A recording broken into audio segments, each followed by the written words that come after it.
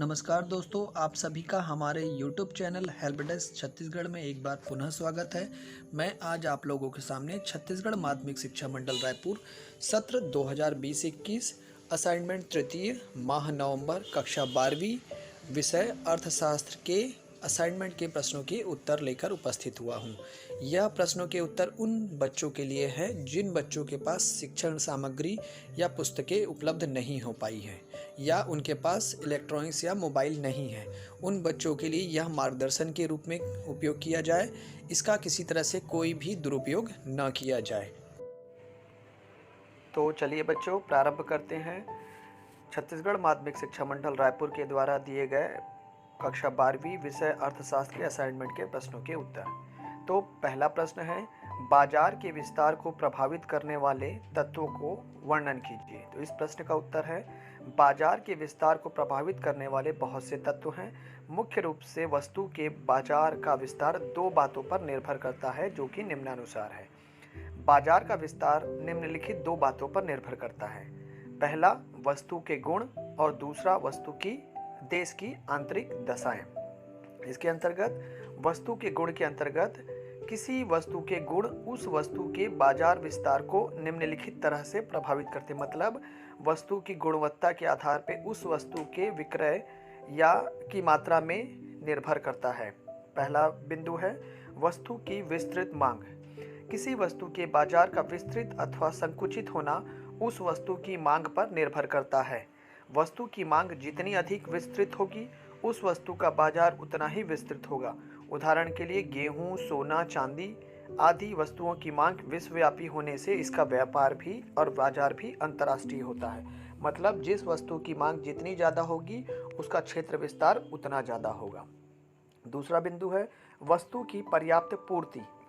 वस्तु के बाजार विस्तार के लिए वस्तु की पूर्ति मांग के अनुरूप होनी आवश्यक है। यदि किसी वस्तु की मांग अधिक है और पूर्ति कम है, तब वस्तु का बाजार विस्तृत नहीं हो सकेगा। इसलिए वस्तु की पर्याप्त पूर्ति बाजार में विस्तार को प्रभावित करती है। मतलब मांग के आधार पर पूर्ति का भी होना आवश्यक है। यदि पूर्ति नहीं हो पाएगी तो उस वस्तु का विस्तृत क्षेत्र नहीं हो पाएगा। तीसरा बिंदु है वस्तु का टिकाऊपन।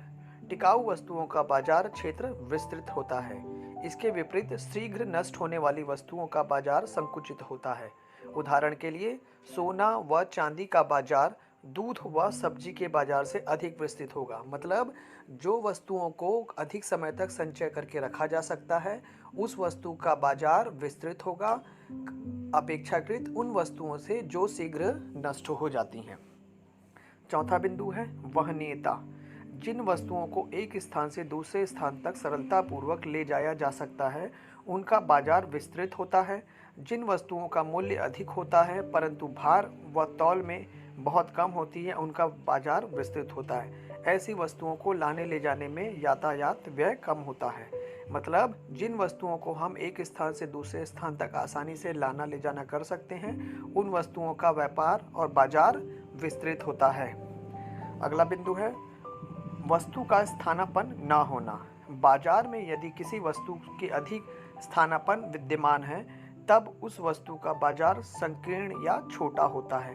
इसके विपरीत यदि वस्तु का स्थानापन्न विद्यमान नहीं होता, तब उस वस्तु का बाजार विस्तृत होता है। मतलब यदि किसी वस्तु की पूरक वस्तु है तो उसका व्यापार या बाजार सीमित होगा उस वस्तु की अपेक्षा में जिस वस्तु का स्थानापन्न या पूरक वस्तु नहीं है। इसी प्रकार देश की आंतरिक दशाएं भी वस्तु के बाजार को विस्तृत करने में प्रभाव डालती है, जिसके अंतर्गत पहला बिंदु है अंतर्राष्ट्रीय मैत्री एवं सहयोग। किसी वस्तु का बाजार विस्तृत होने के लिए आवश्यक है कि विभिन्न राष्ट्रों में परस्पर सहयोग एवं मित्रता की भावना हो। यदि एक देश दूसरे देश से आयात एवं निर्यात को प्रोत्साहित करता है, तब वस्तु का बाजार विस्तृत होता है। आज अंतर्राष्ट्रीय बाजार का विस्तार तथा विकास होता जा रहा है। मतलब जितने ज़्यादा देशों से अंतर्राष्ट्रीय संबंध अच्छे होंगे, उस वस्तु का बाजार उतना ज़्यादा विस्तृत होगा। दूसरा बिंदु है यातायात के साधन व उत्तम संचार व्यवस्था।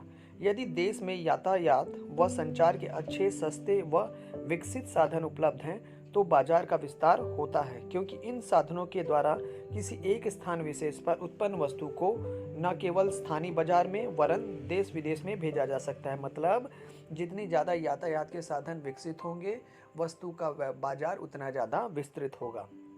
देश में शांति, सुरक्षा तथा सुव्यवस्थित शासन व्यवस्था। जब देश में सर्वत्र शांति और सुरक्षा होती है, तब शासन व्यवस्था उत्पन्न होती है, तब व्यापारियों में व्यापार के प्रति विश्वास व उत्साह बना रहता है। मतलब देश में यदि शांति की व्यवस्था और सुरक्षा होगा तो बाजार उतना ज़्यादा विस्तृत होता है।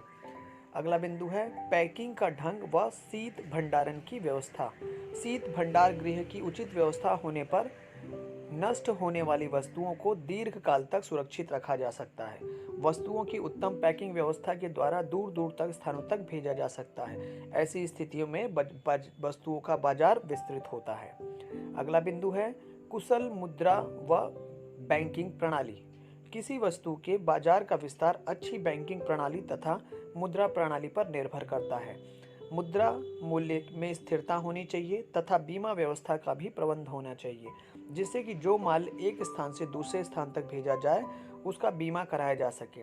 जिस देश में बैंकिंग, मुद्रा तथा बीमा की व्यवस्था उत्तम है, उस देश में वस्तुओं का बाजार विस्तृत है। मतलब व्यापारी जो होता है वह अपने माल या वस्तुओं की सुरक्षा चाहता है, और जिस वस्तु के लिए यह सब व्यवस्था मिलती है उस वस्तु का बाजार विस्तृत होता है। छठवां बिंदु है व्यापार में के आधुनिक एवं वैज्ञानिक ढंग। आधुनिक युग में व्यापार वैज्ञानिक ढंग से किया जाता है, अतः जिस देश में वस्तुओं का विज्ञापन, प्रचार प्रसार व नई आधुनिक प्रणाली समाचार पत्र, रेडियो, टेलीविजन आदि के द्वारा किया जाता है, उस देश में वस्तुओं का बाजार विस्तृत होता है। उपरोक्त समस्त कारकों के आधार पर बाजार के विस्तार को प्रभाव पड़ता है। यह प्रश्न परीक्षा की दृष्टि से बहुत ही महत्वपूर्ण है बच्चों, इसलिए मैंने इस प्रश्न को पूरा विस्तार पूर्वक समझाया है। अगला प्रश्न है पूर्ण प्रतियोगिता में मूल्य निर्धारण को निम्नलिखित बिंदु के अंतर्गत स्पष्ट कीजिए। अ वस्तु की मांग, ब वस्तु की पूर्ति, और तीसरा है वस्तु की मांग व पूर्ति का संतुलन। तो इस प्रश्न का उत्तर है प्रोफेसर मार्शल प्रथम अर्थशास्त्री थे जिन्होंने पूर्ण प्रतिस्पर्धा में मूल्य निर्धारण के संबंध में मांग तथा पूर्ति का सिद्धांत प्रतिपादित किया था, जिसे मूल्य का आधुनिक सिद्धांत कहा जाता है। इसका मतलब यह होता है बच्चों, मांग और पूर्ति किसी वस्तु के मूल्य को निर्धारण करती है।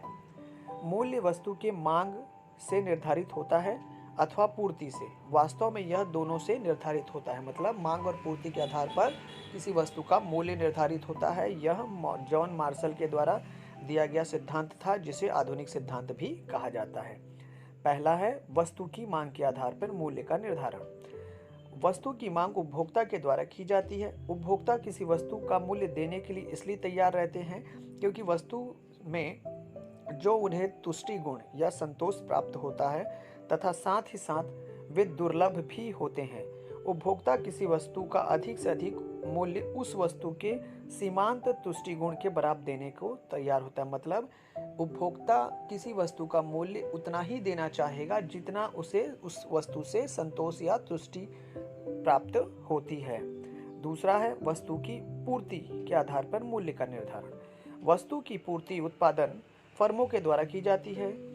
कोई भी विक्रेता या उत्पादक वस्तु की दुर्लभता एवं उसके उत्पादन लागत के कारण वस्तु का मूल्य मांगते हैं। कोई भी उत्पादक किसी वस्तु का मूल्य कम से कम उसकी सीमांत उत्पादन लागत से कम लेने के लिए तैयार नहीं होते। उत्पादक अपनी वस्तु को उस पर आई सीमांत उत्पादन लागत से कुछ अधिक मूल्य पर बेचना चाहिए। मतलब यह होता है किसी वस्तु को निर्माण करने में, बनाने में जो उत्पादन लागत आती है उससे कम में कोई भी विक्रेता उस माल को बेचने को तैयार नहीं होता। उसमें कुछ उत्पादन लागत में कुछ और व्यय को जोड़ने के बाद उस मूल्य पर बेचने को तैयार होता है। यह वस्तु की पूर्ति के आधार पर मूल्य का निर्धारण होता है। तीसरा है वस्तु के मांग और पूर्ति का संतुलन। किसी वस्तु की कीमत का निर्धारण मांग और पूर्ति की शक्तियों के द्वारा होता है। मांग की जाने वाली वस्तु की मात्रा तथा पूर्ति की मात्रा कीमत के साथ बदलती रहती है। जिस कीमत पर मांग और पूर्ति की शक्तियां एक दूसरे के साथ संतुलित होती है, संतुलन कीमत कहलाती है। संतुलन बिंदु को हम वस्तु का मूल्य कहते हैं। मतलब मांग और पूर्ति जिस बिंदु पर मिलते हैं जिस बिंदु पर मिलते हैं वह बिंदु पर मांग और पूर्ति के आधार पर उस वस्तु का मूल्य निर्धारित होता है। इसे मैं एक रेखा चित्र और तालिका के माध्यम से समझाना चाहूँगा। पहले वाले कॉलम में आप लोगों को दिख रहा होगा गेहूं की पूर्ति क्विंटल में, दूसरा बिंदु दिख रहा होगा कीमत प्रति क्विंटल रुपए में, तीसरे कॉलम में दिख रहा होगा गेहूं की मांग क्विंटल में। तो जब गेहूं की पूर्ति 100 क्विंटल थी तो उसकी कीमत 1500 रुपये थी और गेहूं की मांग 20 क्विंटल थी। जब गेहूं की पूर्ति 80 क्विंटल होने लगी तब उसके मूल्य में कमी होने लगी, 1350 रुपये मूल्य हो गया और गेहूं की मांग 40 क्विंटल हो गई। जब गेहूं की पूर्ति 50 क्विंटल थी तो कीमत उसकी 1200 रुपये प्रति क्विंटल हो गई तथा गेहूं की मांग 50 क्विंटल हो गई। इस प्रकार 40 क्विंटल जब पूर्ति थी तब 1000 रुपये निर्धारित हुआ उसका मूल्य और गेहूं की मांग 80 क्विंटल हो गई। इसी प्रकार जब गेहूं की पूर्ति 20 क्विंटल थी तब उसका मूल्य 850 रुपये था और गेहूं की मांग 1300 क्विंटल हो गई थी। इसे मैं एक समय सारणी के हिसाब से मैं बताना चाहूँगा। उपरोक्त तालिका से स्पष्ट है कि बाजार में केवल 1200 रुपये प्रति क्विंटल का मूल्य ऐसा है जहाँ पे मांगी जाने वाली मात्रा जो मांग है विक्रय हेतु प्रस्तुत मात्रा के बराबर है। दूसरे शब्दों में 50 क्विंटल गेहूं की मांग व पूर्ति को संतुलन मात्रा है और 1200 रुपये प्रति क्विंटल का भाव संतुलन मूल्य कहलाएगा। इसे देखिए तालिका के माध्यम से OX जो है वह मांग को मूल्य की कीमत दर्शा रहा है गेहूं की और जो OX है वह मांग तथा पूर्ति की मात्रा बता रहा है। जब गेहूं का मूल्य P2 था तब उसकी पूर्ति M4 थी। जब गेहूं का मूल्य P हुआ तब गेहूं की पूर्ति E थी, EM थी। इसी प्रकार जब मूल्य P1 हुआ तो उसकी कीमत M1 थी। इस प्रकार हमें पता चलता है कि रेखा चित्र में इस प्रकार से डिस्क्राइब किया गया है, वर्णन किया गया है। रेखा चित्र में OX पर वस्तु की मांग एवं पूर्ति तथा OY अक्ष पर वस्तु की कीमत दर्शाई गई है। चित्र में SS पूर्ति वक्र तथा DD डिमांड लाइन जो होता है वह मांग वक्र है जो विभिन्न मूल्य पर मांग व पूर्ति के विभिन्न मात्राओं को प्रदर्शित करती है। मांग व पूर्ति वक्र परस्पर E बिंदु पर एक दूसरे को काटते हैं, अतः बिंदु E संतुलन बिंदु है तथा 1200 रुपये संतुलन कीमत है। अतः गेहूं को बाजार में 1200 रुपये पर बेचा जाएगा क्योंकि इस कीमत पर 50 क्विंटल गेहूं की मांग की जा रही है और 50 क्विंटल गेहूं की पूर्ति भी की जा सकती है। इससे ऊंची या नीची कीमत बाजार में नहीं रह सकती, अतः 1200 रुपये के गेहूं का संतुलन बिंदु होगा। अगला प्रश्न था एकाधिकार और एकाधिकृत प्रतियोगिता में अंतर स्पष्ट करिए। तो इस प्रश्न का उत्तर है बच्चों, पहला है तुलना के आधार पर। तुलना का जो आधार है इन दोनों के बीच में, एकाधिकार और एकाधिकृत प्रतियोगिता के बीच में, तो वह है पहला तुलना का आधार है अर्थ। तो एकाधिकार एक बाजार संरचना को संदर्भित करता है जहां एक एकल विक्रेता बड़ी संख्या में खरीदारों को या उत्पादक को बेचता है। मतलब यहाँ पर जो विक्रेता होता है वह एक होता है और क्रेता जो होते हैं उनकी संख्या बहुत ज़्यादा संख्या होती है। एकाधिकृत प्रतियोगिता या प्रतिस्पर्धा एक प्रतिस्पर्धा बाजार है जिसमें कई विक्रेता होते हैं जो बड़ी संख्या में क्रेता को अपना उत्पादन बेचते हैं। एकाधिकार के अंतर्गत विक्रेताओं की संख्या एक होती है जबकि एकाधिकृत प्रतियोगिता के अंतर्गत दो या दो से अधिक हो सकती है। एकाधिकार के अंतर्गत वस्तुओं में भिन्नता होती है, मतलब अलग अलग किस्म की वस्तुएं बेची जा सकती है, लेकिन एकाधिकार प्रतियोगिता के अंतर्गत ज़्यादा अंतर नहीं होता। इसी प्रकार मूल्य पर नियंत्रण एकाधिकार के अंतर्गत बहुत विनियमित होता है, मतलब उनका एकाधिकार होता है मूल्य निर्धारित करने में, लेकिन एकाधिकार प्रतियोगिता के अंतर्गत मूल्य निर्धारण करने में इनका नियंत्रण कुछ ही होता है। प्रतियोगिता अस्तित्व में नहीं होती है एकाधिकार के अंतर्गत क्योंकि जो विक्रेता होता है वह एक अकेला होता है, इसलिए उसे किसी अन्य से प्रतियोगिता करने की आवश्यकता होती ही नहीं है। लेकिन एकाधिकार प्रतियोगिता के अंतर्गत कड़ी प्रतिस्पर्धा होती है क्योंकि यहाँ विक्रेताओं की संख्या अधिक होती है।